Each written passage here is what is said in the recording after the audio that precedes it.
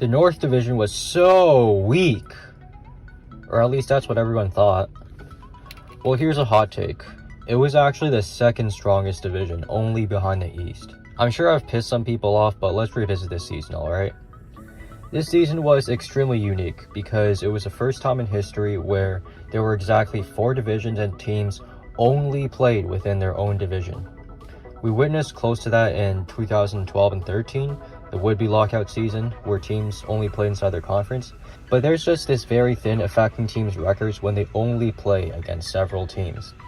What I'll be taking into account is obviously the team itself on paper, and in this specific scenario, how they compare to other teams in their division. If a division is weaker, ideally the worst teams will be made to look a bit better than they really are, and the playoff teams will be made to look like cup contenders.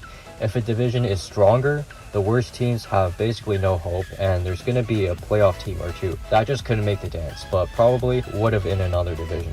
After much uncovering and detective work, here's the predictions I had a few years ago of the 2021 bubble season. Let's go through them one by one. In the Pacific, it was by far the most predictable one and the weakest.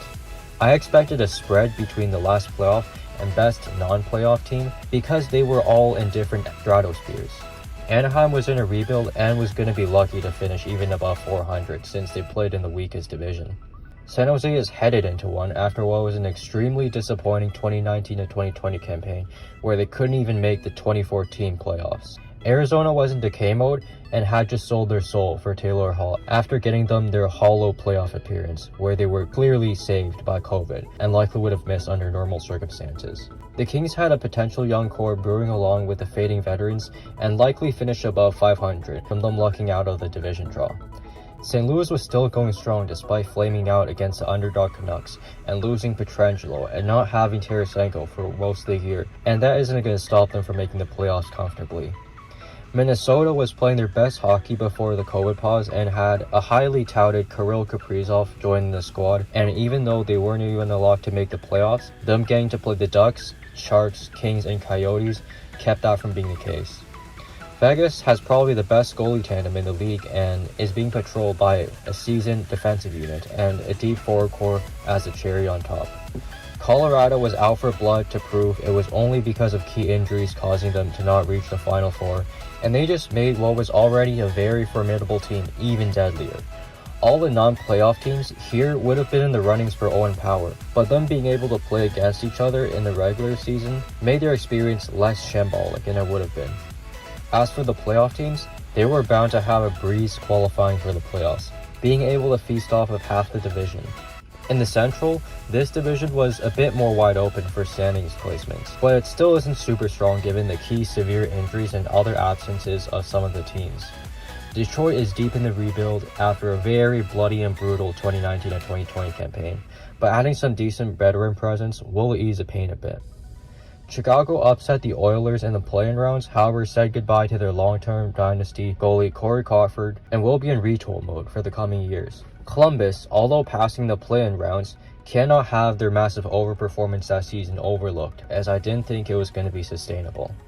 The finalist Stars will be without top-line contributor Tyler Seguin for the regular season and lose Ben Bishop, who will be replaced by an inexperienced Jake Ottinger behind a mostly average defense score. Pekka Rinne won't be too good for much longer, as this is his final season, but I believe in the fading core to squeak into the playoffs. Florida is counting on a bounce back from Sergei Bobrovsky as a team thrives off of a high-flying offense and rises and dies by the man between the pipes. Tampa Bay, who although will be without Nikita Kucherov for the regular season, will still make the playoffs pretty easily as they did just win the cup without Stamkos all but one game. Carolina is a team transitioning from a playoff contender to a cup contender as they look for all their chips to fall into place so they can reach their final form. Moving over to the East, this is truly the toughest division as every roster besides Buffalo and New Jersey's probably makes the playoffs in any other division, and it's going to be a street brawl. Buffalo will always be Buffalo, and despite making the moves on Hall and Stahl, it won't be enough to stop them from finishing last. New Jersey went on a run in what was a very disappointing last season, but still a ways away from competing for a playoff spot, especially in this division. The The Rangers show lots of promise with their new core and have an emerging starter in Igor Shesterkin. However, the difficulty of their division will prove to be too much. Their counterparts, the New York Islanders, rely too heavily on optimized coaching and goaltending, and the roster just isn't sufficient enough on paper to finish ahead of the other juggernauts in their division.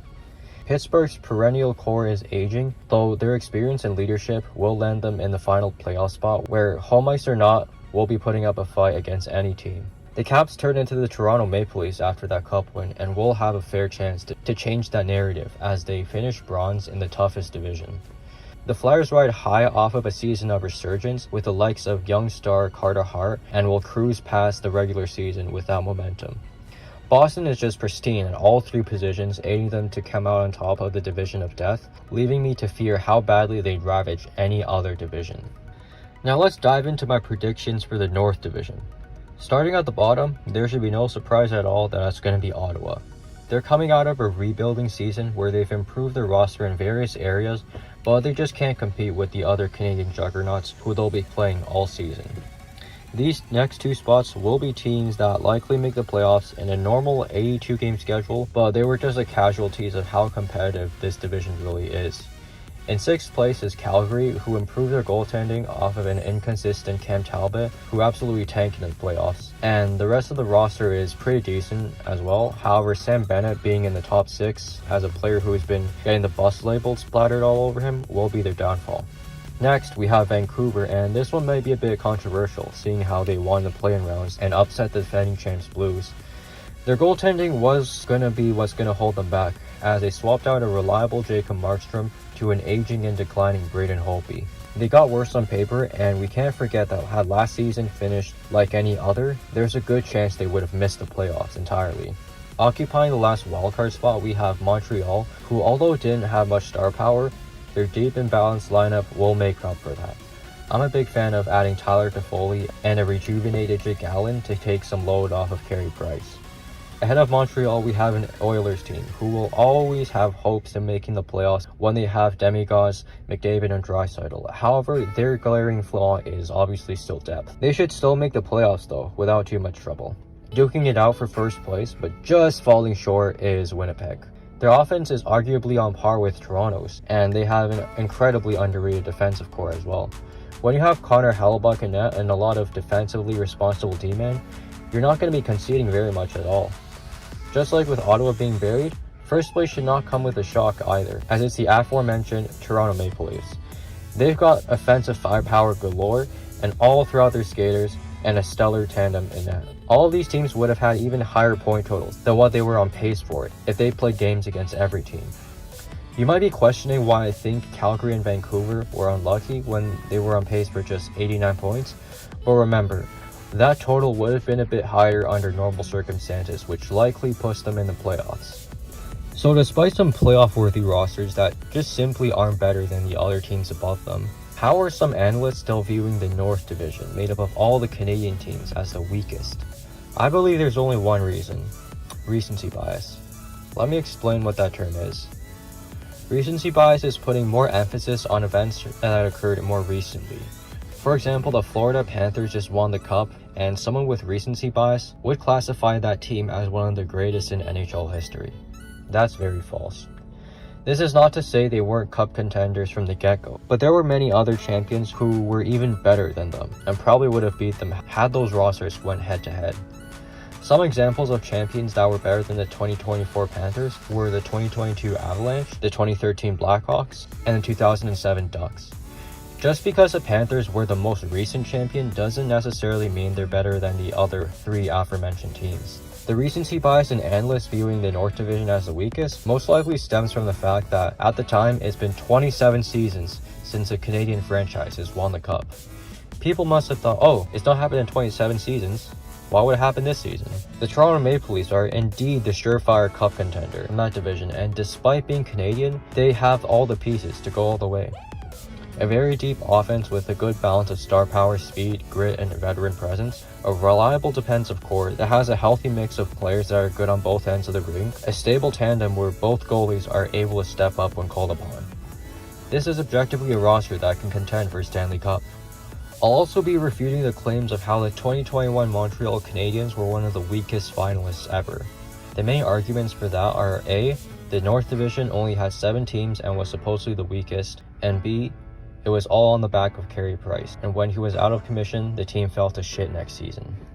First argument, we've already pummeled to the floor. The North Division was stronger than both the Central and the West. Just because Montreal was on pace for 86 points, again, this would have been in the low to mid 90s if it was a normal 82 game schedule.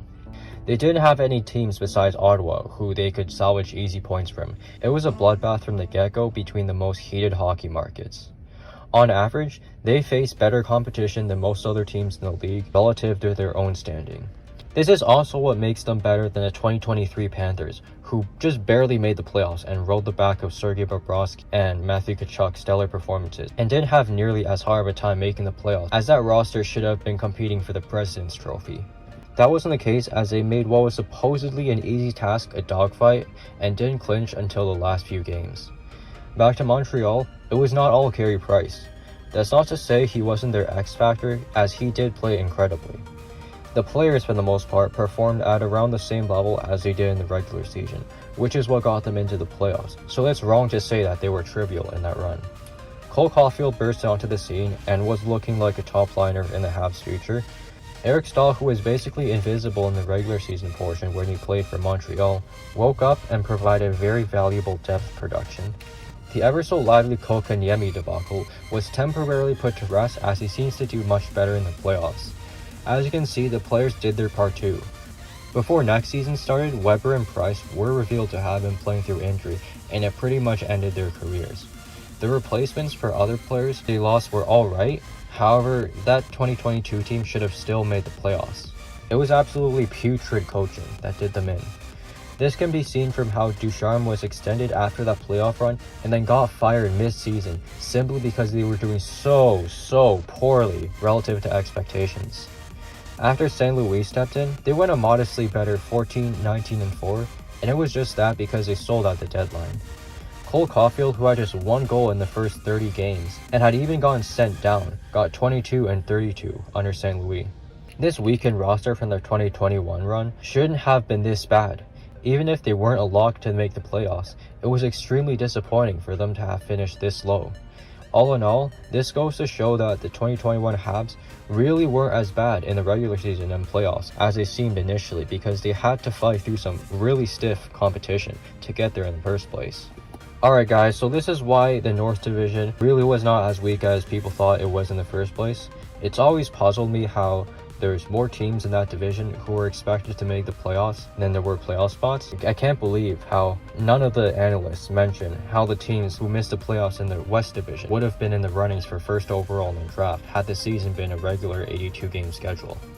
The Central wasn't exactly that strong either, since Nashville was predicted to be falling off and Florida magically found their mojo in the net, and that was very beneficial to them. Thanks for watching guys. If you thought otherwise, feel free to voice your opinions. Peace.